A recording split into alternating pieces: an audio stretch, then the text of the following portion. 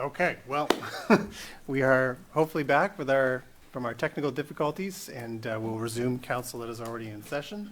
So we're at the announcements. I don't think there's anything else from council.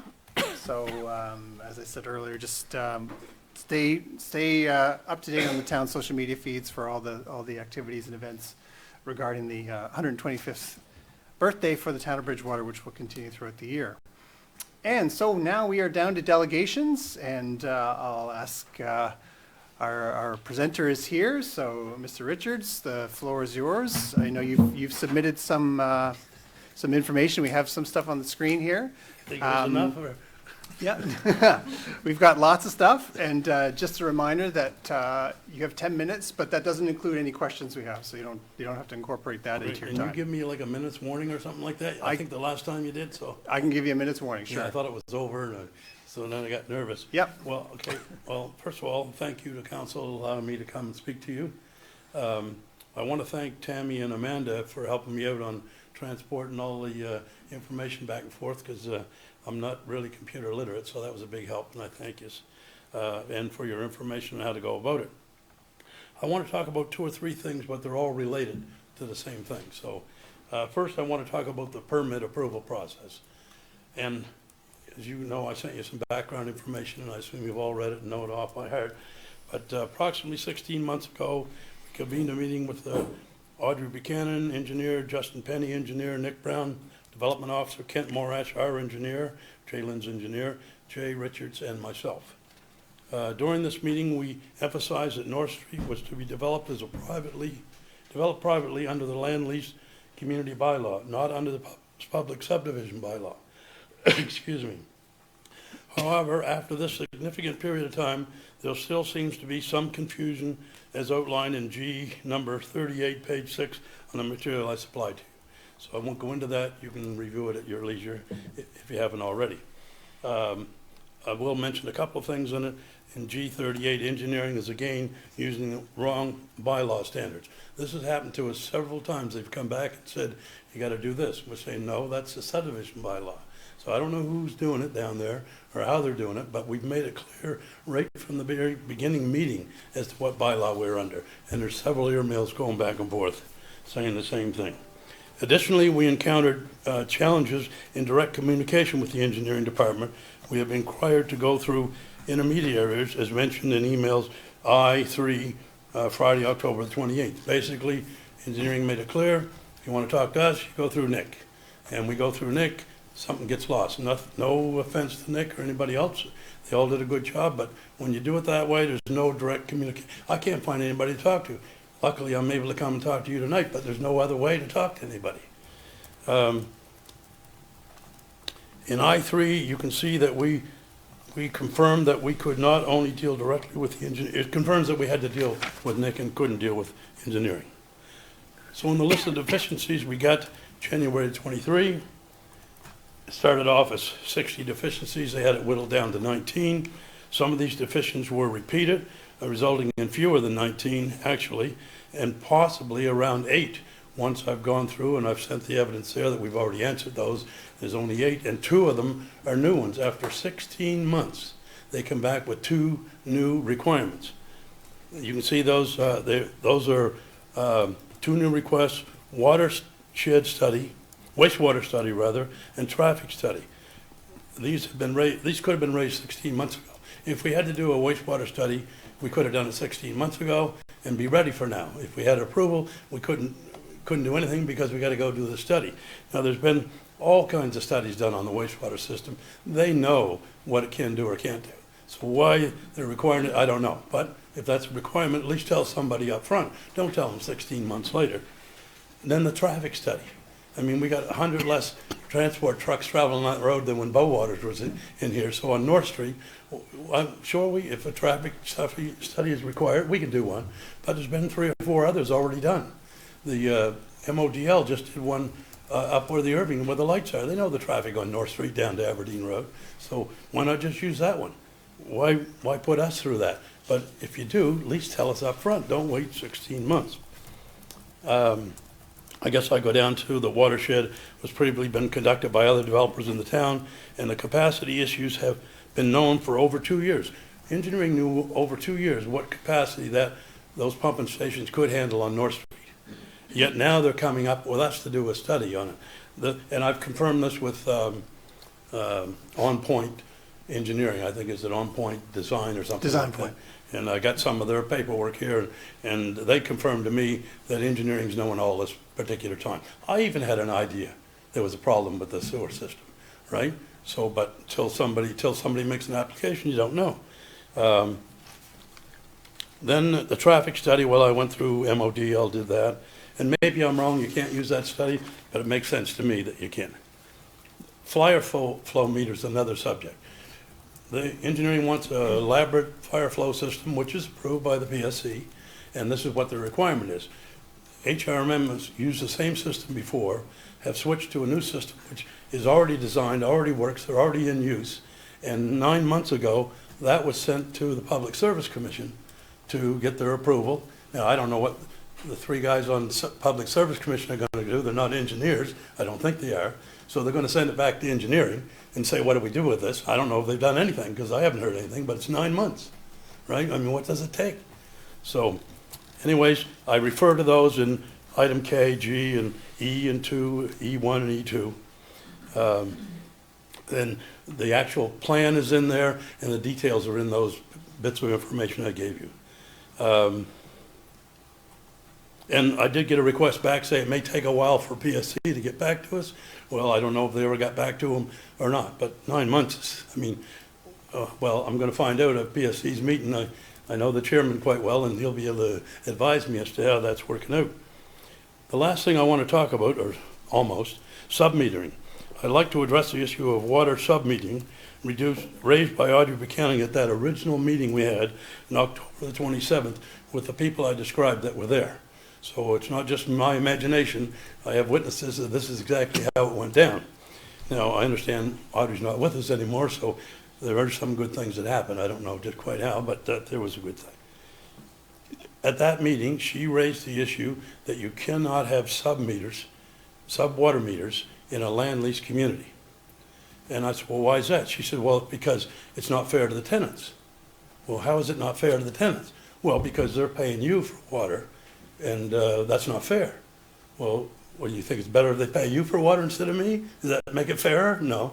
Okay. So it turns out that she said we had public meetings, we advertised, and we got input.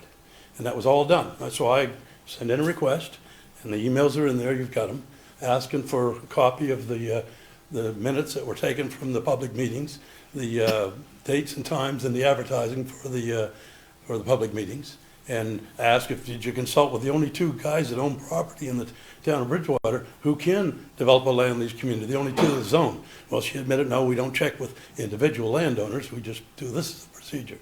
So I asked for the Board of Public Utilities, PSC's approvals. I asked for all those pieces of information. I get something from Audrey, which is the PSC approving their last regulations about the rates and all that stuff, and Board of Public Utilities approving them. I never read them in detail, so I wasted your time by coming to the last council meeting, asking me all kinds of questions about this sub-meeting, and I'm wondering why they look at me like I got two heads. That's because nobody else heard about it except for my experience here. So I apologize for that. I wasted your time and my time. In any event, it turns out that there never was any public meetings, there never was any advertising, there never was any Board of Public Utilities approval, all that stuff. And the reason was they're concerned about cross-contamination. That was their end result. So it's not being fair anymore, it's about being cross-contamination. Every home that we have in the town of Bridgewater, the PSC stops at the shutoff. From there on in, it can get contaminated by anybody.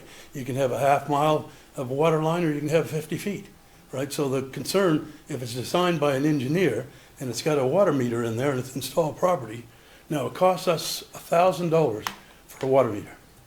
We have 175 homes prepared for that, or designed for that layout, only 50 in this phase. And that was another issue. Engineering wants us to give them the information on all three phases. Well, we've waited this long for the first one. I don't want to drag it out trying to get approval for the rest, but I save $175,000 by not putting in water meters. So maybe Audrey did help me, but it just don't seem right. Summary. Just, perfect, there's you got about a minute left. There you go. Okay. It is evident that the engineering department has faced challenges in the management over the past 2 years. While difficulty in hiring engineers may be cited as an excuse, it is worth noting that MODL manages with 3 full-time engineers and outsources much of its work. Additionally, my consulting with 2 engineering firms, I called them, said I'm building an apartment building, putting in a land lease community. Can you guys handle the work?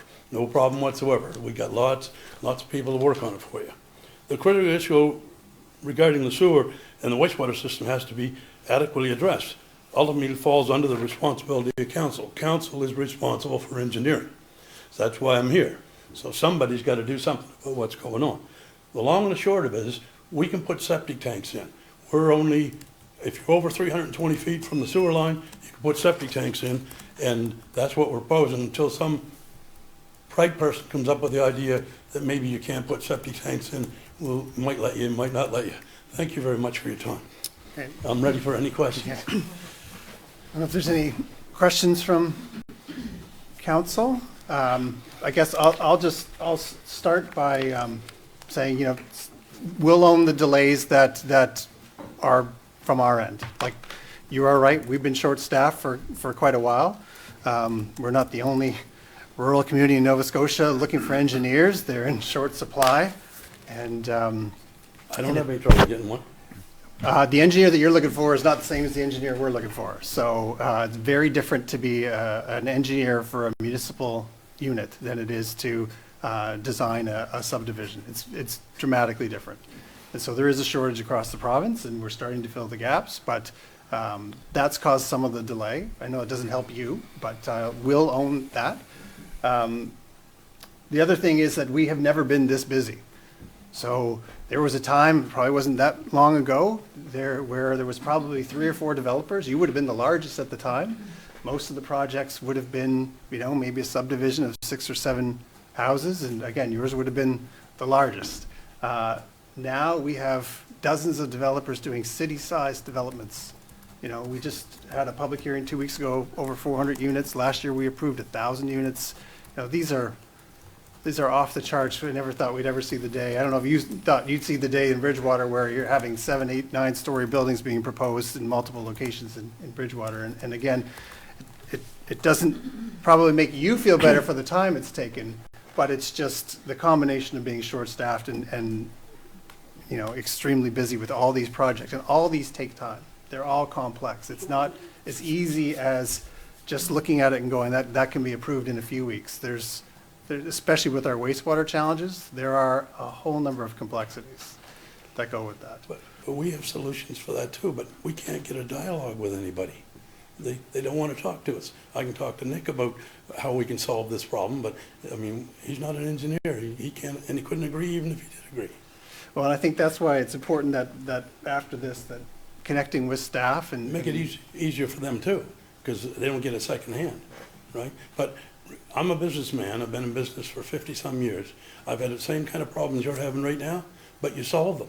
You don't just sit back and say, I can't get people. You go get people. They're all available. It's just a question of what you pay. Well, and that's what we're doing. We're filling the gap. So we've got some staff that actually started today, as a matter of fact, down the 16 engineering. months later, I'm still here. It's been, we have tried for months. You know, I know we're not supposed to get into dialogue, so I'll respect your, and I thank you for listening to me, and hopefully you can help solve the problem. Okay, Thank you. I don't know if you wanted to. Yeah, the only thing I would just reference there is that I think it's probably best that, and I've had a conversation with both our Director of Engineering as well as Nick to suggest that a meeting might be in order to sit down and kind of go over what's outstanding, the deficiencies, to talk a bit about our wastewater. You know there's challenges, we know there's challenges, to explain why the delay. As well as the traffic study and what we would be required to look at, the intersection of your road with North Street, not just North Street in itself. But I really think it's probably most productive to have those conversations with staff at that staff level and kind of work through what's outstanding. So we'll commit to having Nick make that meeting arrangement with your consulting engineer, Yeah, yourself I'd and Matt. I'd like to have the day the PSC meets, because I'm hoping to address the PSC So- that night, so I can come to Bridgewater. I live in Halifax now. So So I the- can make one trip, but that'll see how it works out. the PSC is meeting this Thursday 29. night, coming up. And I did confirm with you through correspondence that there has been nothing referred to the PSC with respects to changing their standards. I did see the email that you referenced where Nick said that that'll be considered by PSC in the review of standards, and asked him what he meant by that, because nothing made its way to the Public Service Commission. And he meant, as we typically review our standards for our You're talking about infrastructure. The Halifax fire flow. Yeah, thing the that- fire flow that, piece. Mr. Richards mentioned. Yeah, yes. we typically review those, but it's more of a comprehensive review. And that can take, a year to 2 years to do that type of review. So that's what he was referring to, and that would take some staff time to do. So nothing has made its way to PSC. Audrey, I think, left in the fall. So we just filled that position. The person started today. We'll have to have a conversation about when the PSC does review their standards. But in the meantime, until that's done, it is the standards that are in place that have to be followed. Yeah, okay, I'll talk to PSC about Yeah. why it takes so long to get a standard change, but I think it's Audrey that sent that email to Nick, not Nick saying that. I'll have to check. But Yeah. I'm pretty sure it's Audrey said it went to the PSC. Thank you. Yes, Councilor Caldwell. I appreciate the idea to have a Yeah. sit-down with Mr. Richards and staff. I'm just wondering if, like, there's a laundry list of concerns that were raised by Mr. Richards. Can we have some sort of a report back to council on the result of, about these questions that are raised, or? Yeah, I think that we will have to look at, there There's was a laundry list Yes, there, and some yeah. of them are still valid and some of them aren't. So we can whittle it down to what's outstanding with respects to the development. I think the issue that's being raised is kind of set aside the engineer submits designs, staff review them, there's deficiencies, they go back and forth a few times, like set that aside.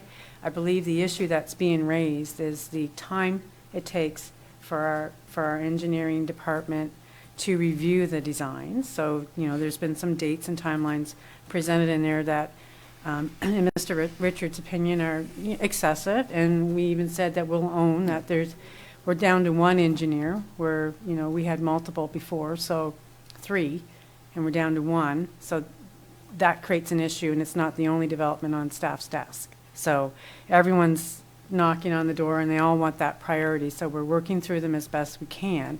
So I think it's the time frame. That's one piece of it, and the other piece of it is the ability to talk engineer to engineer instead of having to go through the development officer. Now, I used to do development control, and I do know that it is important that the development officer, who is the one at the end of the day that signs, has to make sure that everything's been signed off on. So if you have too many cooks in the kitchen, things can get lost. So that's why there is a desire to have it funnel through the development officer. Otherwise, you will lose sight of who's got what and who, how they responded to the questions being posed. But at the same time, there needs to be the ability for an engineer to talk to an engineer. So we did hire a position, development service technician, I believe is what the term was, and that individual's purpose was to be that conduit in engineering so that they could have those conversations one-on-one and kind of facilitate that. Now that we're starting to get back up to speed, there's going to be more ability to focus on that position a little bit more and give that individual the mentoring they need in order to start assuming some of that role. So that has taken a little longer than we wanted it to, but we do hope that we'll be able to start having that a little bit more active conversations, engineering with the consultants who are doing the work on behalf of developers. So I believe that those are the primary things, is time frame and communication. And we can give a report back to council as I would say the engineering department needs some time. The person just started today in a new role, so that's going to take some time. But as we start to, they get their feet underneath them and get familiar with our standards, and that hopefully those things will improve, and we can certainly report back to council after maybe 3 months to let you know how things are going there. If you want an update on how the development's going, we can give you an update on, what's outstanding. I think there's 18 now, Nick said, instead of 19. But we can let you know how much that's got whittled down. Other questions? All right, well, I will thank you for coming in, and we'll commit to setting something up so you can get the right people in the room to move things forward. And I will say at the end of the day, our goals are aligned. You want your development to take place, and we would like your development to take place. So it's just figuring out how to get through these challenges that are not insurmountable. But Your money's coming for the treatment plant today, as announced Friday, but they just haven't told you yet. you are a man in the know. All right, thanks for coming in. Okay, we will go down. We have the minutes of the January 29th, 2024 council meeting. Any errors or omissions with those? Hearing none, can I have a motion to approve the minutes as circulated? Councillor Tanner, seconded by Deputy Mayor Frugier. All those in favor? Those opposed? Motion is carried. I should have asked before we moved on, did you have any other staff that might have wanted to comment on that? But Mr. Richards is left now, so. I No, if we're- don't think. We're probably Yeah, good? I think we're Okay. good. We are down to planning items. So we have a public hearing. So I will recess the regular council meeting, and I will call the public hearing into order. This might be Bob's phone, so I don't know if somebody can. I will note that all the statutory requirements have been met, and that council's decision is governed by the municipal planning strategy. And we will move to hear a presentation from. I am just doing a verbal presentation, so. Yes, so this is regarding a housekeeping amendment for the definition of affordable housing. So per the documents in your council package, sorry, just navigating to the right spot. This is a housekeeping amendment, so we're just adding to the definition of affordable housing contained within the land use bylaw. So currently, the definition states that affordable housing is housing that costs less than 30% of before tax household income. And with this amendment, it will then continue on to say, or defined by Canada Mortgage and Housing Corporation or the province of Nova Scotia as affordable and as contained in a housing or financing agreement for a property party to a development agreement. So as presented in the first consideration and planning analysis report, this is a bit of an interim step while staff are actively, per council's direction, actively looking at an affordable housing policy and perhaps a more robust definition. And we'll be bringing that back hopefully in the next month or two with some options for council to consider. But in the meantime, this is an interim measure to ensure that our definition doesn't preclude any developments that might be happening in partnership with either the federal or provincial government, so that the definitions may align. Staff acknowledge that there's many challenges with how people experience housing affordability and how different agencies define affordable housing. However, staff and council aren't the experts in the housing field, and we are reliant upon those other federal and provincial counterparts to provide guidance on that. And they are providing a variety of housing programs on that. So until we have our own, we do need to be reliant upon what those other levels of government who have that authority and jurisdiction are doing. But we are the experts in our community, and we know that our community is experiencing things differently, and that's why you have directed us to do more work on what affordable housing will be. But in the meantime, this definition will allow larger developments that are taking advantage of our bonus zoning policy and the affordable housing initiatives to be aligned. Right. That's really it. Any questions from council? Councillor Thorburn? Not really a question, but a comment and a thank you, because this will give us clarity on what affordable housing is. We've got different definitions from different people, and it's hard to ascertain what affordable housing really is, and this brings clarity to it, so thank you. Any other questions? Okay, this is a public hearing, so I will ask if there's any members of the public that wish to make comment this time. Come on down, Mark, and introduce yourself. Hi, my name's Mark Powell. I represent a new nonprofit housing development society called the Maritime Housing Society. There are 8 of us that are in the process now of doing a pilot project in town with 4 units. And one of the challenges we're coming up with is addressing what is actually home ownership versus rental ownership, or rental housing. And what we're finding is we're needing to come up with a better definition of what it takes to actually own a home. It's based on a model that's been around since the 80s through Options for Homes in Ontario. They have built 1,600 houses using a definition and a program where, as a nonprofit developer, you take the profit from the actual development and you put it into something called the Community Wealth Fund. The Community Wealth Fund then has the resource to provide a second mortgage. So if an individual or potential homeowner can come up with 5% down payment and can qualify financially with a financial institute, with that 5%, then the wealth fund puts in the remaining 15% to come up to the 20% of the mortgage and avoids the high ratio or high risk mortgage. What we're working to do right now is to come up with an understanding or definition of what does it take to become one of those homeowners because of the financial challenges and the different economic conditions that happen in the South Shore. So we're coming up with our own definition of financial model for how that will work. So that's the first piece. The other piece is working with the province and with the local CMHC representative is working with them now where they have sunset a number of their financial programs which were targeted towards development of rental, towards programs that are focused on home ownership. So the whole idea then is to come up with a different series of definitions and funding programs that again will support the development from nonprofit developers of homes following a particular model that would allow for them to provide the pre-development financing for those programs, because that's really what you could call the valley of death for a nonprofit developer, is getting from the pre-development to the actual development itself. So we're expecting that, which is what I like from Jessica, is that the definition of housing will change from the CMHC to include home ownership, and that the requirements for home ownership will change as well, and there'll be a whole new series of programs that come out to support that. So this is more to understand what a small nonprofit development group is doing locally here to work with these programs.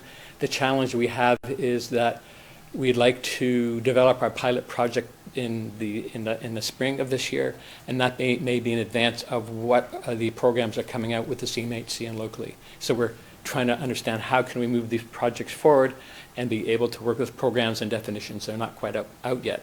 So that's just a sense of some of the things that we're looking at in our society as well. So I like what the policy is coming out, where the amendments proposed are there. I like the fact that it's open to changing some of the definitions as the CMHC and the province itself changes the definitions, and we have a better understanding of how can actually people own homes as opposed to renting. Because lastly, I guess, home ownership develops more resilience and sustainability within a local community, where rentals are less likely, people are less likely to stick around if they rent versus owning. Thanks for your time. Thank you. Okay, if there's no other remarks, I'll just give my closing remarks before I reconvene council, and I'll just say I applaud staff for taking us down this path. These definitions are moving targets as things change, everything from interest rates to the housing crisis we're in, and hopefully it improves, but it will change. And so this allows us to pivot, certainly have more flexibility, because using a definition that is set in stone is not, well, wasn't working, and so it definitely is not going to work 5, 10, 15 years from now. So this is, I really appreciate staff bringing forward these changes. So I will now close the public hearing, and we will reconvene the regular council meeting, and I will ask what the wish of council is. Councillor A Thorburn. motion, Your Worship? Yes, please. I would move that Town Council of the Town of Bridgewater approve the amendments to the land use bylaw as contained in Appendix A of Document 24-020 to add clarity to the definition of affordable housing to include the definition provided by the Province of Nova Scotia or the Canadian Mortgage and Housing Corporation, CMHC, and hereby conduct second and final reading of the same. Do I have a seconder? Deputy Mayor Frazier, further discussion? Hearing none, all those in favor? Those opposed? Motion is carried. Thank you. And continuing on with planning, we have first reading and consideration of Lot 200 for Glen Allen Drive. Hello, everyone. Alright. I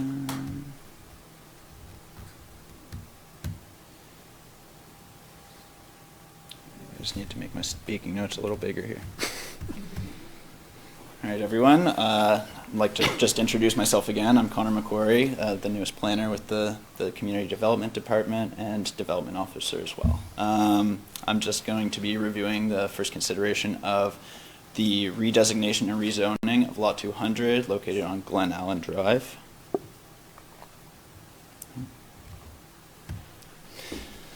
In this presentation, I'll be discussing redesignations and rezoning amendments, so I'll be briefly outlining what these two pieces are. The town has a municipal planning strategy, or MPS, and a land use bylaw, LUB. The MPS is a policy document that outlines how council envisions the town to develop, and it has a future land use map which separates the different areas of town into different designations, showing generally what type of development is desired in these areas. So if there's an application to change a designation on a property, this is called a redesignation. An LUB is more detailed, or the LUB is more detailed and regulates development to ensure that MPS policies are followed by regulating things like what uses are permitted where, how much parking is required, what setbacks are required, and much more. It also contains a zoning map which separates properties into different zones which have different rules. If there's an application to rezone change a zone on a property, this is called a rezoning, and a rezoning has to follow the designation of the property as it is outlined in the future land use map. If it doesn't, not only would a rezoning be required, but a redesignation would be required as well. So this is the context of the site, Lot 200, located on Glen Allen Drive. It's currently located it is located next to HB Studios, Generations Active Park, and the Bridgewater Baptist Church. The property is approximately 1.5 acres in area with 120 meters of frontage along Glen Allen Drive and has an average depth of 45 meters. This is an excerpt from the future land use map, an illustrated depiction of the intended future land uses found within the MPS. The dark red color on the map identifies the limited commercial designation with the subject property outlined by the bolded line. To enable the map amendment to the zoning map, the first step would be to redesignate the property on the future land use map and to allow development of 3 and 4 unit townhouses. The comprehensive residential designation would be the most appropriate. This is an excerpt from the zoning map, a graphic representation of the land use bylaw. As previously mentioned, it is located next to Generations Active Park, HB Studios, Bridgewater Baptist Church, and the comprehensive residential zone, which is identified in yellow. The present land uses are recreation, identified in green, again, the comprehensive residential in yellow, and institutional in blue, with the purple being neighborhood commercial. We're just going to discuss the applicant's proposed amendments to the MPS and LUB. The town recently completed the sale of the subject property to the Housing Trust of Nova Scotia, which included an agreement of purchase and sale, in which included a MPS and LUB amendment as conditions to the sale. The application proposed a redesignation from the limited commercial zone to the comprehensive, I keep saying zone, my apologies. Sorry. Limited commercial designation to the comprehensive residential designation, an amendment to the future land use map, and a concurrent rezoning from the residential commercial C7 zone to the comprehensive residential R3 zone. In addition, the applicant's requested amendments, any application for map amendments must identify an intended use to their application. It is important that the intended use is not seen as a development application and has not received any permitting, therefore may not be constructed on the site following the amendments. It is still important to understand the intention of the applicant prior to their application. As stated in policy IM3 of the municipal planning strategy, as previously mentioned, any amendment to the land use bylaw requires the applicant to identify a proposed use for the property. In this case, the applicant has identified an intended use of the property to develop 5 townhouse units of 4 blocks or 4 units each, with a total of 20 units. In each zone, there are permitted uses identified in each of 3 forms of approval processes: as of right, site plan approval, and development agreement. As of right identifies permitted uses that may be developed if the property meets all the policies and regulations for the site. Site plan approval identifies permitted uses that include additional requirements, including but not limited to the location of structures, the location of off-street parking, the location and number of driveway openings, retention of vegetation, etc. The site plan approval process is intended to mitigate negative impacts on abutting properties and property owners. Generally, developments through a site plan approval process are slightly larger and more impactful than those permitted as of right. Because development agreements or DAs are brought to council during their negotiation, they will not be considered in the analysis in this presentation. This is just a disclaimer indicating that the following images are conceptual and may not be developed as seen. So this is an aerial view of the intended use for the property. The white on the image identifies HP Studios. And this is a conceptual street view.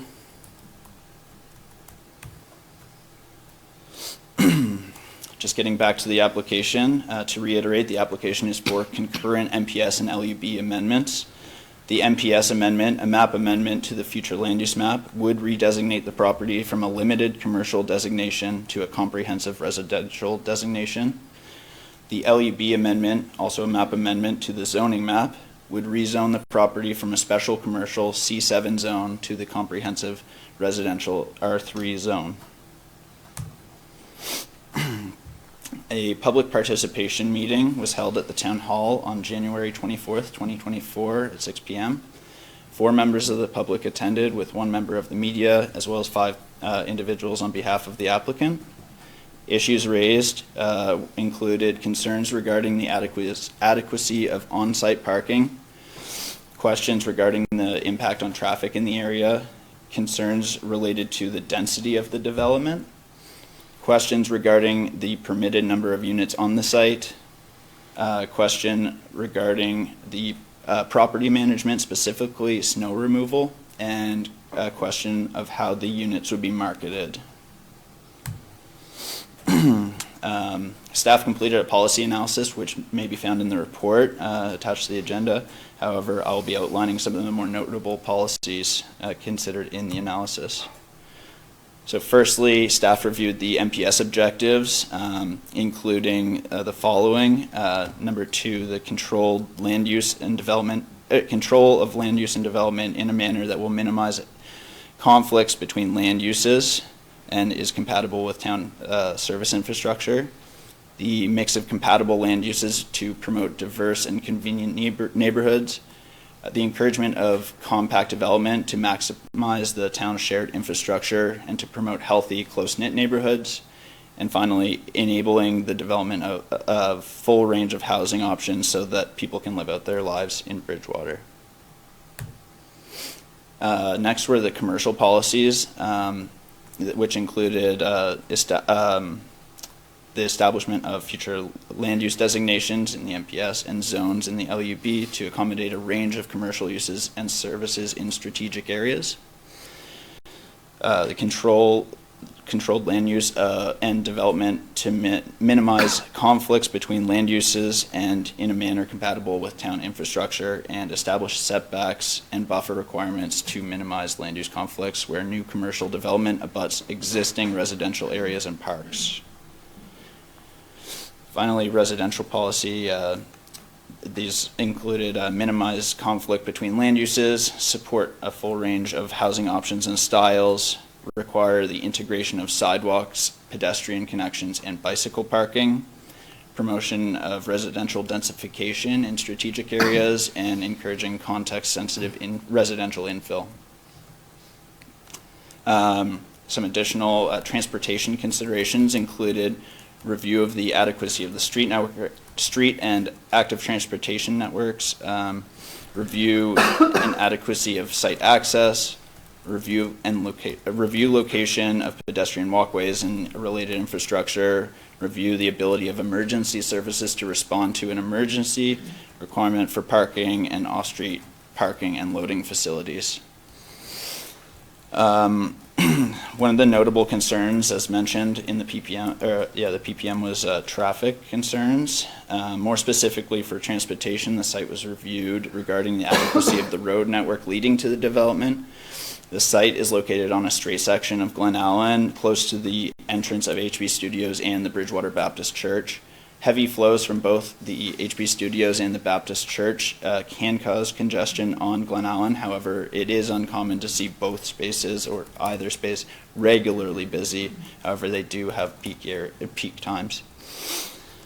Street networks are adequate for emergency services to respond. However, on-site emergency access will take place during the site plan approval process. The property is to be addressed as per the civic numbering bylaw. And other aspects will be considered through site plan approval process, including parking requirements, adequacy of site access based on the proposed location of driveways. And finally, in regards to the adequacy of active transportation services or infrastructure, the property is sited within 20 meters of the Centennial Trail and contains existing sidewalk along the property's frontage. In terms of infrastructure, infrastructure is also analyzed when making amendments to the LUB. Upon the review of the downstream wastewater capacity report, it appears that the Glen Allen collection system has capacity to support the subject rezoning. However, further discussion and clarification of the aspects of the analysis are warranted prior to the final determination. It is noted that any necessary upgrades will be the responsibility of the developer unless council decides otherwise. Existing service laterals connected to the property shall either be used in the development or removed if unused to avoid unnecessary and unnoticed leakages. And there are requirements that stormwater flows occurring after the development is completed cannot be more than what currently exists. The stormwater management plan will need to be approved by the town engineer prior to building permit issuance. And finally, the wastewater betterment charge bylaw would be applied as with any other development. Now I'll be reviewing the proposed amendments. So the staff received amendments to rezone the property at Lot 200, formerly Lot 102, from the residential commercial C7 zone to the comprehensive residential R3 zone. To enable such a rezoning, the property first needs to be redesignated to the limited commercial, from the limited commercial to the comprehensive residential designation on the future land use map. And that's just shown in this image. This slide indicates the amendments on the map from the limited commercial to the comprehensive residential designation in yellow. Oops. And this is indicating the map amendment for the zoning map for the LUB. Following the proposed redesignation in the previous slide, this would enable the rezoning of the subject property to the comprehensive residential zone from the neighborhood commercial zone. So this slide indicates the permitted uses in the previous and the proposed zone, or the existing and the proposed zone, I should say. The proposed redesignation and rezoning would result in changes to the zone requirements and the permitted uses. A successful rezoning from the neighborhood commercial C7 zone would remove the opportunity to develop commercial uses on the property. As of right permissions, including the allowance of single unit and 2 unit dwellings, is the same in each of the 2 zones. As well, both zones permit up to 4 unit dwellings by site plan approval. However, the existing neighborhood commercial zone requires that the ground floor feature a commercial component. Additionally, the proposed comprehensive residential zone enables the possibility of subdividing the units into separate lots. In analyzing the proposed MPS and LUB amendments, it's important to analyze the maximum development potential for the site for the existing and the proposed zones. The maximum development potential for the subject property in the existing neighborhood commercial C7 zone would be 6 multi-unit structures, each containing 4 units with ground floor commercial components in each, resulting in a total of 24 units and 6 commercial spaces on the site. The proposed amendments would retain the existing residential development potential of 24 units. However, it would eliminate the potential and the requirement for a ground floor commercial use. These residential units could be in the form of 6 multi-unit residential buildings or 6 four-unit townhouse structures with each unit located on its own lot.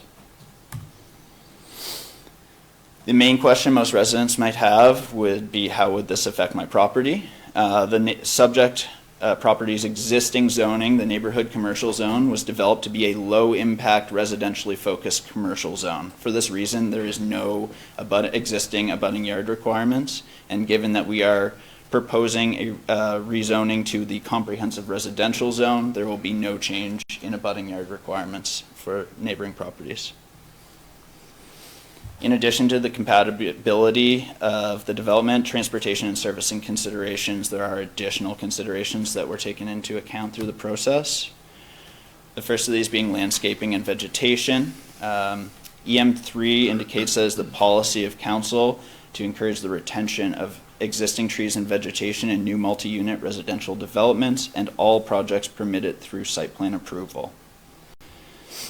Section 4.18 of the LUB requires the following: a minimum of 40% of the front yard and flankage yards on any residential lot be covered by vegetation. Any multi-unit development shall require a minimum of 1 native tree to be planted in the front yard for every 50 square meters or 538 square feet of the total front yard area.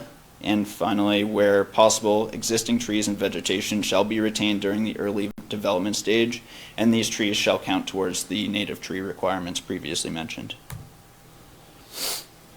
Next is parking and traffic. Parking requirements will be determined during the site plan approval process. For multi-unit dwellings, a minimum of 1.25 parking spaces per unit would be required. However, the proposed townhomes would require a minimum of 1 vehicle parking space per unit.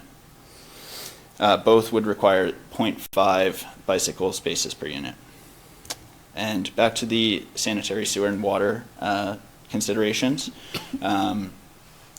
Just reiterating that the grading or alteration in elevation and or contour of the land shall minimize erosion and sedimentation as well as other negative impacts to neighboring properties. Any existing laterals on the site shall be removed unless used in the development, and a stormwater management plan must be submitted and approved by the town engineer before building permit issuance. Finally, just to go over the site plan approval process a little bit, if the rezoning of the subject property is successful to develop the intended concept, the site plan approval process would require the criteria set out in 4.1.10 site plan criteria for development in residential zones. This would include, some of the notable criteria would include the location of structures on the lot to minimize negative impacts on the surrounding neighborhood, the retention of existing vegetation where vegetation is healthy, grading and alteration of the land to minimize undue erosion and sedimentation, and again, the management of storm and surface water be addressed. Those are some of the more notable criteria. Finally, the recommendation.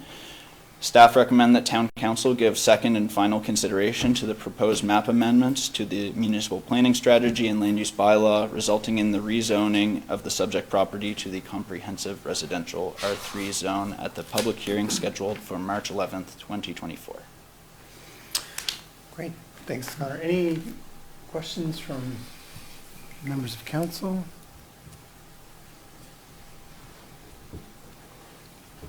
Counselor Tanner? I think, is it March 11th or March 25th? Am I missing something? I. The next, Public hearing. March 25th? My Okay. apologies. That's all right, I just want to make sure we get it right. No, that's this is my good. first time. I'll get Sorry. better. Yeah, No, you did well, perfectly well. I thought you did great. Yeah, no, our motion is correct. You did great. Thank you.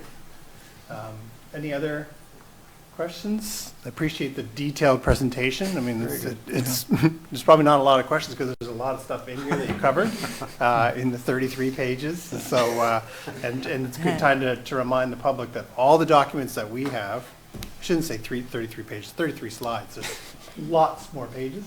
But all the documentation that council has is available publicly online on the town's website under council and agendas, and then it's all there. And so if you need more details there, and also the public can reach out to staff or to us and we can refer them. So if there's no questions, is someone prepared to make a motion? Deputy Mayor Frazier. Yes, I'll make a motion, your worship. I move that Town Council for the Town of Bridgewater hereby conduct first reading of bylaw to amend the municipal planning strategy and land use bylaw to redesignate PID 6065-8580, Lot 200 on Glen Ellen Drive, on the future land use map of the municipal planning strategy to the comprehensive residential designation, and rezone PID 6065-8580, Lot 200 on Glen Ellen Drive, on the zoning map of the land use bylaw to comprehensive residential, which is R3, and further that town council schedule a public hearing during the regular scheduled council meeting on March 25th, 2024 at 6 p.m. in council chambers of Town Hall on 60 Pleasant Street. Thank you. Seconded by Councilor McDonald. Further discussion? Hearing none. All those in favor? Those opposed? Motion is carried. Thank you. We are down to reports and recommendations and policy 81 flag flying amendments. Welcome, Patrick. Good evening, Mayor and Council. 2 weeks ago, Council gave its intention of notice to review the town's flag flying policy. Staff have brought forth amendments, essentially housekeeping amendments that recommend that Council add a second special purpose flagpole, specifically the westernmost flagpole at Des Brisés Museum, to our flag flying policy. Essentially now we have currently one special purpose flagpole at Shipyards Landing. When special interest groups, organizations want to request that Council fly a flag to mark an event or a celebration, there's an application process they have to go through, and currently Council can grant them permission to fly that flag at Shipyards. And we're asking and suggesting, it is staff's recommendation that a second special purpose flagpole be added at Des Brisés Museum. Running parallel with that, staff have also come up with a list of monthly flag flying recommendations and completed the application for that as well for Council to consider this evening too. So if there are any questions, I'm happy to take them, but otherwise, over to you. Questions from council? No, I think it makes perfect sense. It certainly does to me. I think we gave notice to the last one, so someone prepared to make a motion? Councilor Thorburn, thank you. I would move that Town Council for the Town of Bridgewater approve the amendments of Policy 81, flag flying as presented in document number 24-30. A, to design one of the two flagpoles on the Des Brisés Museum property as an additional special purpose flagpole. And B, approve the list of monthly special purpose flags to be flown at the Des Brisés Museum as contained in the same. Thank you. Seconded by Deputy Mayor Frazier. All those in favor? Those opposed? Motion is carried. We are going to skip down to the end of the agenda because we have the COO of the Municipal Joint Service Board here. Leslie is here. And as fun as it would be for her to just hang out with our staff team through the whole meeting, we did kind of think maybe she might want to head out. So we're going to skip down to the preliminary budgets of capital and operating in there. She's here to help you navigate any questions you have, and then we've got a couple of options on how to deal with them. So if you'd like to show page 163 might be a good stopping place on the agenda. we hadn't preloaded it. Oh, Oh, it's okay. We have a copy of it here. Okay, so, perfect. All right, thank you. Well, that's just a good place to start. Page 163 has generally got the content that covers the overall budget. And I was just going to really speak to the changes year over year. And first of all, just to mention that the budget is approved by the board and was approved on January 24th and going forward now to each of the councils. So through this process, we had some challenges at MJSB, but we were very pleased to be able to present the budget in a timely manner. So thrilled to do that. I think maybe one of our first times that we were actually able to present the budget to you in January. So that is something we were pleased about. We also were able to do a really careful review with our interim controller of every line of the budget and look for any opportunities that may be there. In the waste stream budget specifically, we go through every single waste stream, every tonnage that there is for every one of the partners and the external parties as well, and look at those on a quarterly basis and make forecasts for what we think for the coming year. So we do that on a very careful basis with all the folks that have been at MJSB since the beginning of MJSB, along with the newer folks to have a second set of eyes. So with that process, we did have a number of cost increases, and I know that you folks have experienced that too, with things through inflation. And so for us, for example, trucking and tipping has been going up, but it's associated with the volume increase because we are seeing volumes that are over 13,000, for example, tons now being disposed of with Kaiser Meadows, where previously, some years ago, we would be, kind of struggling with that 10,000 to meet that put or pay requirement. So as we have those increased tonnages, we are seeing increased costs to dispose of those. So I think that that's kind of commensurate. So what we're looking at is for the town of Bridgewater, most of your tonnages are relatively flat or somewhat decreasing, whereas at the same time, this is a good thing, we're seeing that commercial tonnages are increasing, especially some of that commercial landfill waste, et cetera. So that helps to offset by increasing the non-partner revenue and helps to minimize the cost of the partner revenues that we're seeing.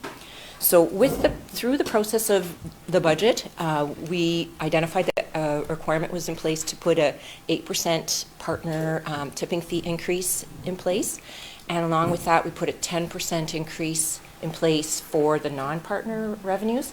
Those are areas where, again, like I'm saying, the tonnages are going up significantly. We're not concerned at all that that's going to dissuade waste from coming to the site, and we want to, really make sure that the residential revenue is protected as much as possible from any kind of price increases. So through that process, along with the slightly reduced tonnages that we're seeing from the curbside collection, that ends up being about a 6% or about a $40,000 increase for the town of Bridgewater in your waste stream budget year over year.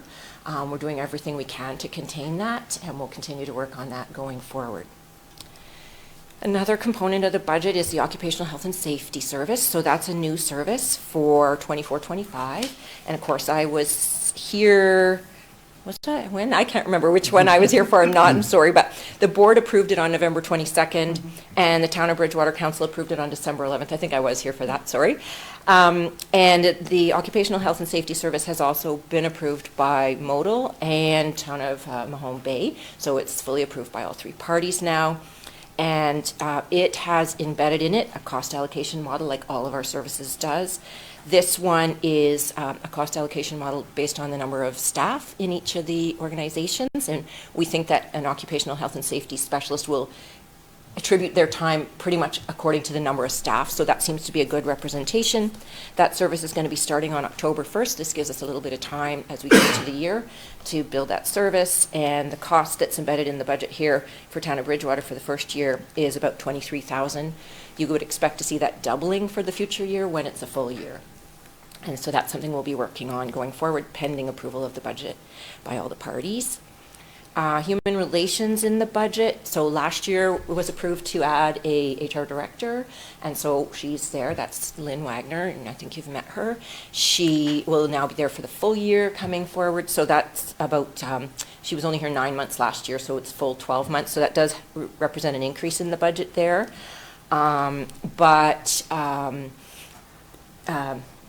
Bridgewater share is actually going down because we had budgeted last year that we thought, you know, all of Ashley and a good chunk of Lynn would be working for Town of Bridgewater. In effect, we're finding over time, Modal is looking for a lot of HR support as well, which is a really great thing to see that we have a much more even sharing. So the cost allocation model that's been built for HR is that both Modal and Bridgewater will be receiving and billed for 90% of a full-time FTE. That's not one or the other of those people, it's pieces of both, and that's something that they're both managing really closely. But I think it's great. We're getting to take advantage of their each unique skills. Like Ashley may do some more of the standard recruitment and so on. Lynn's bringing some other great skills, so we're able to take advantage of both of them. So the budget there is changing, and the cost allocation model is changing.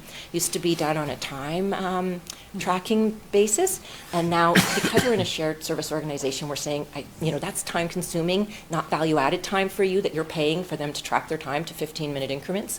That's one thing. If it's in a lawyer who's billing out $400 an hour, but in a cost sharing arrangement, we think that there's better uses of your money. So they're going to be managing that, and we'll be having regular confirming that you're getting your value for money, but it's being billed and provided at a 90% FTE to yourselves as well as to Modal. And MJSB will be taking up the remaining sort of 20% of an FTE to support our staff of 29 or so staff, and we're getting that support from them as well. If LCLC may use a little bit of that time, then that'll reduce that slightly, but they used very little last year. I wouldn't expect it to be super significant there. So that you'll be seeing the actuals should be quite close to that 114,950 that you see there in the budget. Information technology had a few changes. So as per normal, IT budget is made up of direct and indirect costs. So the direct costs are things like hardware, software, project time, whereas the indirect costs are things like wages, of course, office rent, and so on. So a couple things inside that. Last year's budget, which was approved by all the parties, included the 3 staff positions that they had before, but also a term position. And now that there's been a couple years with Lisa Bozek, the director there, conducting strategic planning with all the parties, they've really been able to identify there's long-term workload of projects that the parties need to continue all the digital transformation, things like Energize Bridgewater, but so much more. So we have determined that time is right to convert that 4th term position, that this will be the 2nd year for, into a permanent employment position. That doesn't actually increase the budget because, like I say, it was in there as a term last year. Mm-hmm. It's just a better strategy to have long-term employees as opposed to trying to fill it on a term-by-term basis. We don't think that's efficient. So embedded in the budget is that one position, the 4th position, being made permanent. And in fact, despite all that, the total indirect costs are about $17,000 less year over year due to some savings that Lisa's been able to identify. But at the same time, you're aware that we have really regrouped that service to focus on the partners' needs. And so as a result of that, we've been offboarding some of the non-partners, which means we're going to be losing about $65,000 in revenue to be able to really focus and support the partners. We think it's still the right decision based on the partners' needs and the fact that really we weren't profitable in the way that we were supporting those non-partners. While it was revenue, it wasn't necessarily at the right cost. So net result of that slight savings in her indirect costs and the loss in revenue is that there will be about a 7% or $16,000 increase in Bridgewater's indirect costs year over year. But again, that's based on the whole totality of the situation. Embedded in that also is a cost allocation model that the board also approved that's changing for 24-25. And so the new cost allocation model has two components, user count as well as project time. So now we really are evolving the service to be more client-based or focused on what the partners are needing. So getting support through projects as opposed to just I'm not dissuading, like, we all need these laptops, we need everything to work, but that's sort of table stakes now, and it's saying, okay, what are these digital transformation initiatives that we need support on? And so now we're bringing that piece into the cost allocation model, so that if a partner is doing a key project like privacy and data security or whatever it may be, that partner can request and get and pay for that service specifically. So going forward, that's what the new cost allocation model is. We think it's a far better way to represent the actual costs and how they're coming out to serve each partner. Now, because we don't know in advance exactly how much project time there's going to be, from a budgetary perspective, we just budget based on user count, but the actuals will actually be, you'll be charged, each of the partners will be charged a project time, and then the remaining non-project time will be split according to the user count allocation for all the partners. So that's kind of the indirect stuff. The direct cost, you'll see that's quite a significant increase year over year, so that's probably the single biggest thing you're noticing in looking at the MJSB budget. It does increase year over year by about $175,000 for the town of Bridgewater.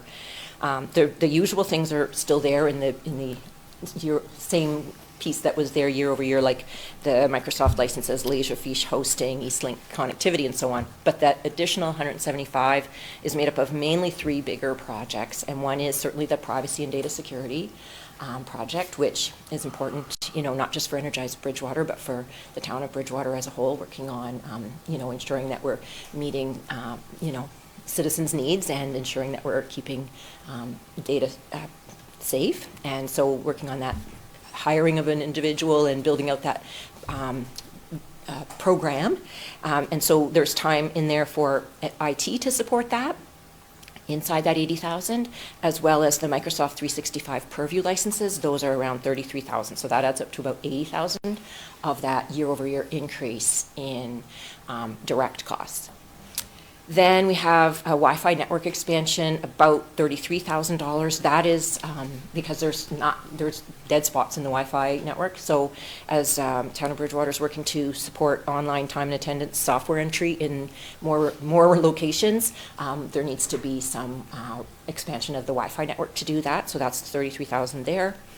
And then there is a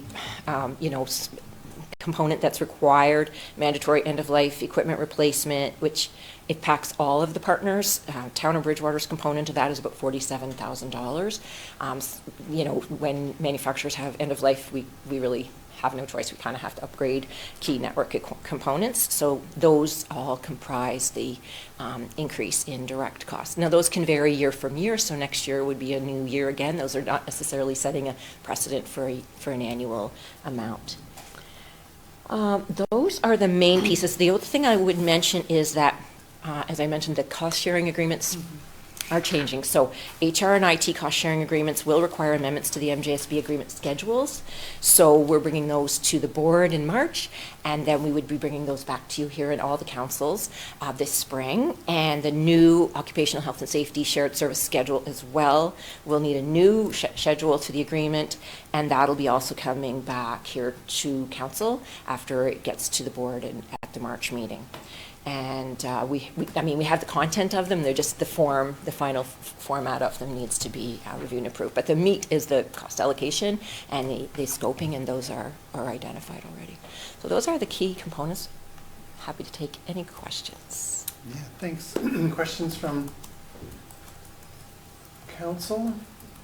I appreciate you explaining, especially the IT one. At the IT, if you just look on the surface, it looks like ours just went up, but explain the data governance piece, and part of that is required under our contract with the federal government for our smart cities win, but also it's just the right thing to do to protect the data that we hold. Residents pay bills, they give us information in order to make those payments, and we need to make sure that their data is secure. And so, like I said, it's the right thing to do. Oh, I don't know if there's any other questions. Your explanation was great. Okay. All right. Thank you. Thanks so much. Yeah. So there's a couple options in there for council. If you do need more time, you can refer this to the budget deliberations, or if you're comfortable in the explanation that we've received from the COO and the budget that's been presented, you can approve it now. It's preference. Yes. Like a motion? Sure. I move the town council for the town of Bridgewater approve the municipal joint services board operating and capital budgets for the 2024-25 as presented in document series 24-038. Thank you. Seconded by Councillor Thorburn. Further discussion? Hearing none. All those in favor? Those opposed? Motion is carried. Wonderful. Thank you. And we'll roll back up to 9.2, which is the 2024 municipal election. Close, but not yet.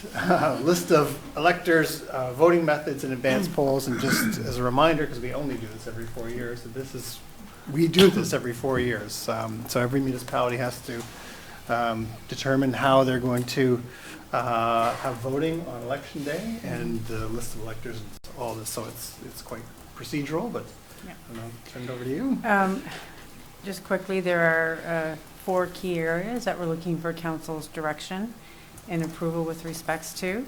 The first is the use of electronic voting, which would be internet and telephone. So the Municipal Elections Act states that council may hold the election using electronic voting. You have the option of choosing that for just the advance poll, just ordinary poll day, or both. In the past, we have used it for both, and that ensures accessibility for those individuals who may not be able to attend the polls during the hours that the polls are open, may have physical challenges or just the inability to make it to a poll station, that they can have another way of voting. And it certainly has assisted in ensuring that we have a higher voter turnout. That just makes for ease of voting. It's being recommended that, again, we use electronic voting for both the advance and the ordinary poll day. For those persons who may need assistance in doing the electronic voting, they may not have access to a phone or internet. They do have the ability to come to Town Hall. During ordinary poll day, we will have a poll station there, and there will be some assistance to assist them with using our device here to do their vote on election day between the hours of 8 and 7 p.m. The other advantage of electronic voting is that the returning officer gets immediate election results. So gone are the nights of the 10 or 11 o'clock waiting to get the election results as everyone counts the paper ballots. So the electronic voting certainly makes that much more efficient and effective. So that's the recommendation there. The Elections Act also has options for council with respects to advance polls. So the Elections Act states that there shall be an advance poll on Tuesday, the 4th day before regular poll day. So that day you don't get to choose, that's set out in legislation. But there is also a second date for the advance poll. So this would be another date that's fixed by council by resolution, and it's either the Thursday, the 9th day before ordinary poll day, or the Saturday, the 7th day before ordinary poll day. And it's being recommended that council choose the Thursday, the October 10th, which would be the 9th day before poll day. So what would happen there is advance polls would open that day, and voting would just continue right up to and through election day. So lots of opportunity to vote in the municipal election. List of electors. So there are some options for council with respects to the list of electors. So under the Elections Act, you have the options of conducting an enumeration. And that would be basically a door-to-door knock to determine eligible voters within each household. You can use the list of electors that's used in the most recent federal or provincial election. Or you can use a permanent register of electors established and maintained for use in the federal or provincial election. So Elections Nova Scotia does have a compiled list of electors, and they use a variety of sources for that. So the Registry of Motor Vehicles, Vital Statistics, civic address files, Elections Canada, municipal elections as well, and field work that's done by their own staff and election staff for the province. And that's what's being recommended that we use, is that provincial list. And there's actually attached to this report an agreement that would be required to be signed for the use of that list. It is the list that council used in 2020. It was the same method of compiling the voters list. And so with that, essentially what we do is we place ads to let individuals know that the list of electors has been created. And they can ensure that they are on the list by contacting Town Hall, and the returning officer, who's also the revising officer, can ensure that the list is updated. We're not allowed to post the list because it does have personal information. So those days have gone as well. So that's the method of determining that when we use that list. And we also look at a number of other sources to make sure that the list is current. And the last decision is with respects to the final voters list, and that the returning officer is required to create that, or council's, required to designate the returning officer or revising officer to do that. And in this case, we're recommending that the returning officer be the one designated by council that's able to create that final list of electors that consist of that list of electors that we get from the province, plus any revisions that may be made along the way as it gets updated once we receive it. So those are the recommendations that are being made to council. I think the motion contains a minute, but they're also noted in Julie's report as well. Yeah, are there any questions on that? Really, the only one that I thought maybe someone would have questioned is whether it's a Thursday or that Saturday. But if it's a Thursday, it still kind of rolls through to It the rolls election right anyway, through to election day. It just gives a couple more days. Yeah. Yeah. Yeah. Is someone prepared to make a motion? Councillor Thorburn, I know you like these long ones. I don't mind. I would move that Town Council for the Town of Bridgewater, in preparation for the 2024 municipal and CSAP school board elections, approve the following. 1, that the Town of Bridgewater use only electronic voting methods, internet and telephone for both advanced poll and ordinary polling day. 2, that council designate Thursday, October the 10th, 2024 as an alternative advanced polling day, whereby the voting process shall begin at 8 a.m. ADT on that day and continue for 10 consecutive days through to the close of the election at 7 p.m. ADT on the ordinary polling day of Saturday, October 19th, 2024. 3, that Council for the Town of Bridgewater into an information sharing agreement with the Chief Electoral Office of Nova Scotia for the position of the provincial list of electors in accordance with the Elections Act SNS 2011-C5 and Municipal Elections Act for the 2024 municipal elections. And 4, that Council for the Town of Bridgewater authorize the returning officer to use additional methods, in addition to the methods mandated by the Municipal Elections Act, to notify the residents of the Bridgewater of the preliminary list of electors and ways for which they can verify their voter information. Thank you, Councillor Thorburn. Seconded by Councillor Tanner. Further discussion? Hearing none. All those in favor? Those opposed? Motion is carried. So, municipal election in the fall, and obviously lots of information coming as we get closer to that. 9.3 is the 2023-24 capital carry forwards, and our Director of Finance will share all that. Great.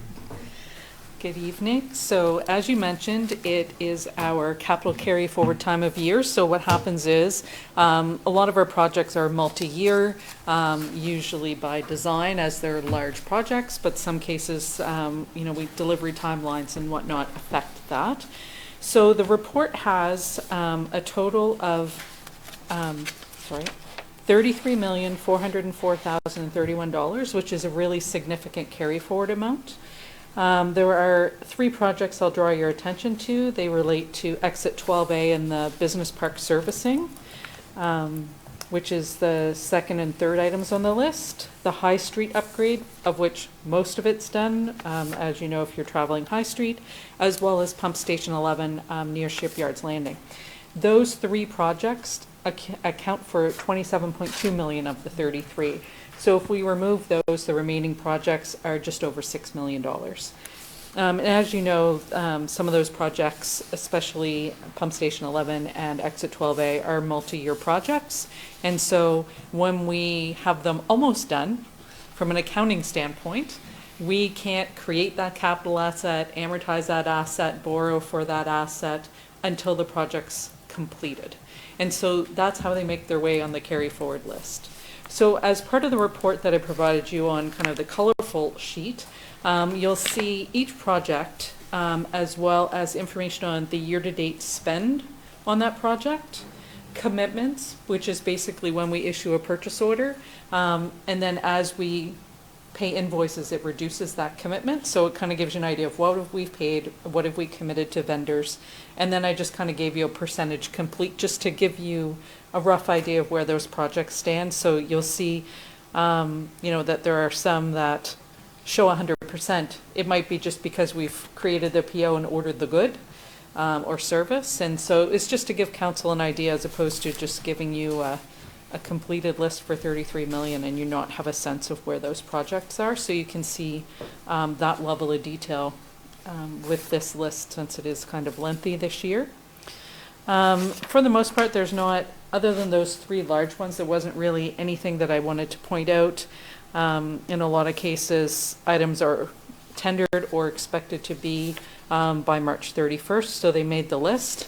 If for some reason a project gets completed, we don't leave it incomplete. We will complete it. It just falls off this list and we'll finish it in 23, 24. We still have another month. Some things could roll in. An example of that would be the police portable radios is on this list. The delivery date was today. The extended delivery date was today. I haven't heard anything from our chief, and therefore I'm going to assume they didn't show up, and he'll provide me with an updated delivery date. And so those are just some of the things that we encounter. So I fully expect in the next month that one could come off this list, but we have to give you all possible carry forwards just so that you're aware and they can be carried forward into the next capital budget. Does anyone have any questions about the list? Councilor Tanner. Just on some random items, plate tamper, plotter replacement is two examples where they're like 0% committed, we haven't spent any money. Purchase is supposed to be completed in Q4. I guess it begs the question, are they really necessary, I guess? I believe that both of those are necessary. I believe we've just understaffed in the engineering department who is trying to get those procurements underway. Okay. I know the plate tamper, I think we've been looking and using canoe procurement a bit, so I think that might be one of the ones that can be procured through that method. I believe that some of our engineering staff might have been talking with our purchasing coordinator on that. And I understand the plotter, in talking with our director of engineering, is needing replacement. They just, as mentioned earlier in council meeting, new staff started today, literally. So okay. I believe the hope is to get some of those projects underway and committed to. Thank you. Councilor Caldwell. I've had some questions about the, I guess, the delay on the sidewalk of the High Street portion. Can you have an update on what's happening with that? With the sidewalk portion? Yeah. Yeah, because right now there's like no sidewalk. There's no sidewalk. People are walking on the road, and it's especially bad with the snow, too. So, my apologies, I didn't quite hear you. I'm trying to do emails at the same time, too. Sorry, my question was about the sidewalk on High Street. So where are we at with that? What's the plan moving forward? The sidewalk will be completed in the late, I guess, in spring. After the first snowfall, I felt very uncomfortable with what was set up by the contractor, and we actually couldn't install new sidewalk. So they tried to delineate with barrels.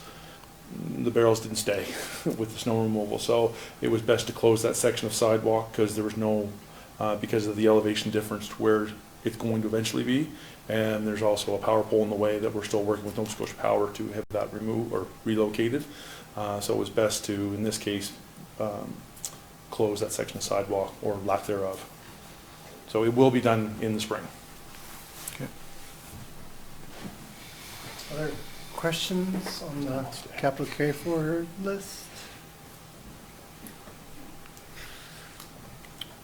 I don't know if it's appropriate to ask, just with the update on the BMA, as far as, I know we have carry forward amount there, is that, I know as staff have time to allocate to, So yeah, we actually, staff are diligently working up the past couple of weeks, trying to Yeah. complete so I understand that all the electrical is done in there, and we're focusing on the vapor barrier, the drywall, installation, vapor barrier and drywall, and then painting for that, but it will creep into this spring, so that it can be kind of handed over as a kind of a rough package. okay. Are we Social working towards an anticipated date that it will be completed, or? Hard to give you an exact Yeah. date, but right now I know that the staff have been up there pretty much consistently for the past couple of weeks.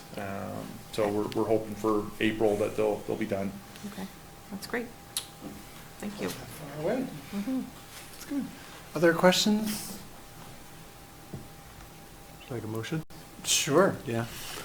I move the town council for the town of Bridgewater approve the list of carry forward items from the 2023-2024 capital project budget to the 2024-2025 budget as outlined in document number 24-040 in the amount of $33,404,031. Huge. I know it doesn't mean it's like there's a bill coming tomorrow. Oh, okay. Seconded by Deputy Mayor Frazier. Further comments? Hearing none, all those in favor? Those opposed? Motion is carried. Thank you. Now we are to capital pre-approval for 24-25. Yes, so kind of the opposite of the report you just saw was our request to look at the capital projects that are being proposed for the fiscal year 24-25 and asking for those to be pre-approved so that work can be done in procuring those items prior to the anticipated budget approval in April. And so just a short list this year, actually. Empire Street being one of them, to pave to coincide with water work that's being done in that area. That project's $200,000. Some GPS equipment that is kind of joint between engineering and community development. As they're aware, there is appropriate equipment available at a discount prior to March 31st, and the price would be higher in April. In addition to that, we have a few vehicles on there. As council is aware, sometimes we have difficulties procuring both police and EVs, and so to have the right equipment. So, in particular, the police vehicles and the delivery times being quite delayed. So instead of waiting for the new fiscal year, then staff have the ability to start the procurement process now, so that they may hope to get them delivered in fiscal 24-25.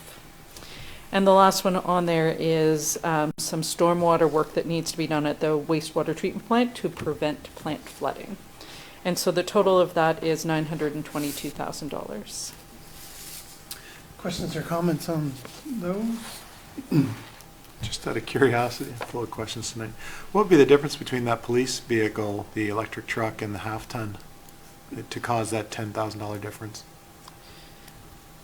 I don't know the answer to that. Okay. I'm just out of curiosity. I know that it likely, the other one likely includes charging equipment, whereas the police have two Have chargers only- there now. We only Okay. have the one here at Town Hall. Okay. So sometimes that's Okay.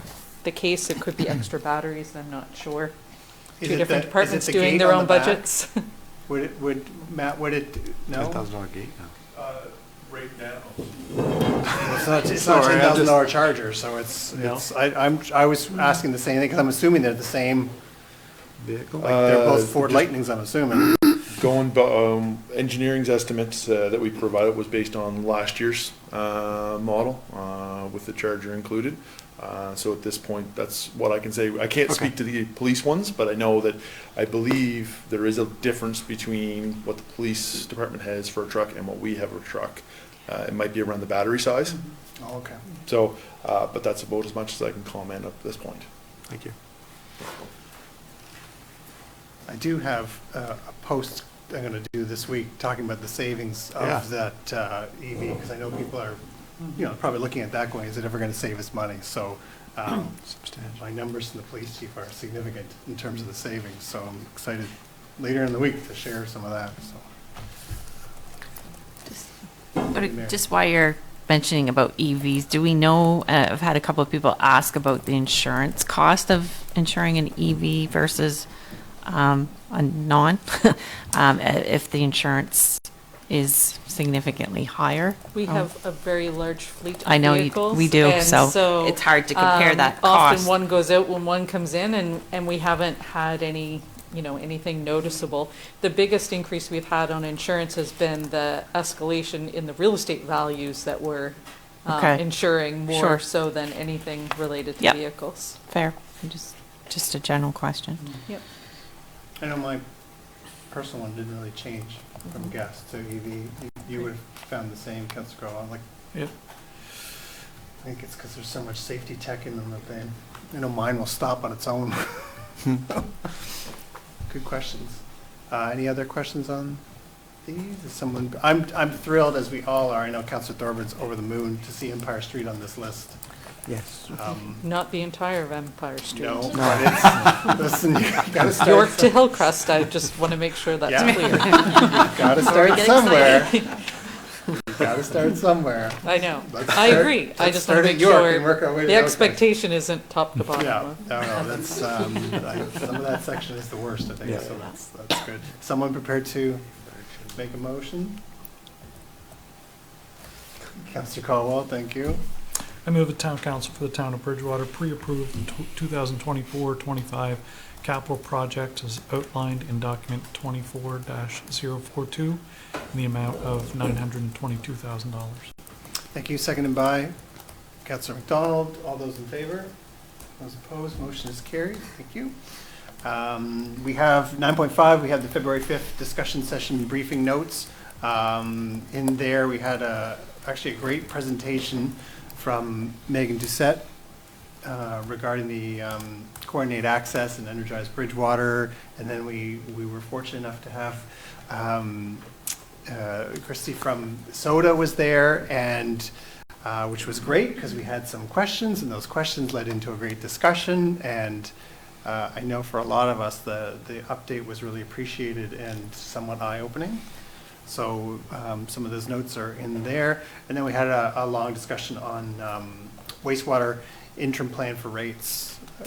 We've talked about this before, where really the wastewater system is partially subsidized through our tax rate. We're trying to move off of that to a more user pay system that isn't subsidized by the tax rate, but also we have to, the current rates don't cover the capital needs going forward. So working through that together as a group to get us where we need to be.